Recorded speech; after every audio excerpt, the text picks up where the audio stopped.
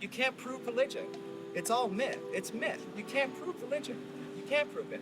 Prove it to me that Jesus existed. Prove to me that these... Sure, no problem. I'll prove to you Jesus if you first of all prove to me Napoleon. I'll prove to you Jesus if you first prove to me George Washington. I'll prove to you Jesus if you first prove to me George Washington Carver. Don't prove the person's existence. I'm saying prove the ideas that the person talks about. Prove to me what there's a heaven that's up there.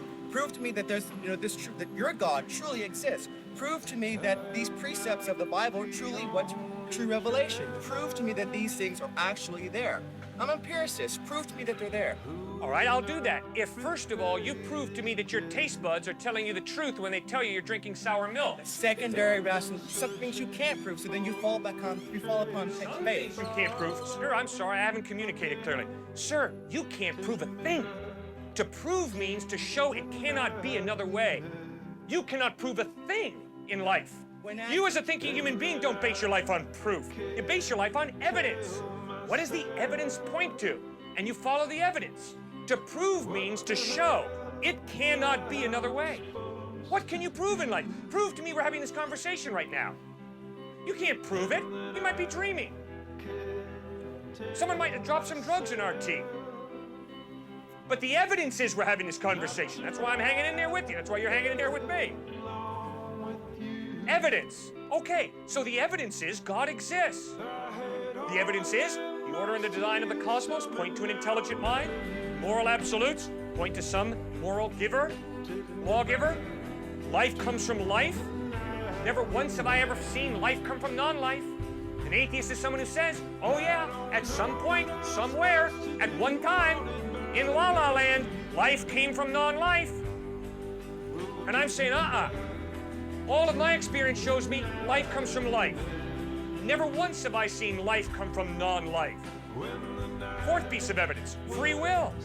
If there is no God, you're just a hunk of biochemical reactions. That's all I am. You're not free. You're determined by your biochemical reactions, so am I. I'm sorry, I judge myself at night.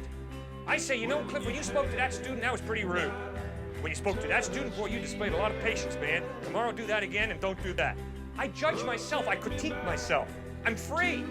I don't have to do what I do. Well, if I'm free, it means there's more to me than just my biochemical makeup. There's a soul, a personality, an I that goes beyond the biochemical. I have a free will. Well, the free will can only exist if there's some type of God who creates me biochemically, but also gives me a will that's not totally dependent upon my biochemical reactions. That's why I believe God exists. Now, why do I believe Jesus is reliable?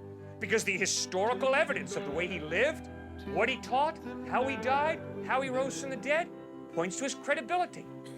If you live like Jesus lived, if you teach what he taught, if you died the way he died, loving and forgiving your enemies, and if 3 days later you rise from the dead, sir, I will listen very closely to everything you have to say, because the evidence is you're trustworthy.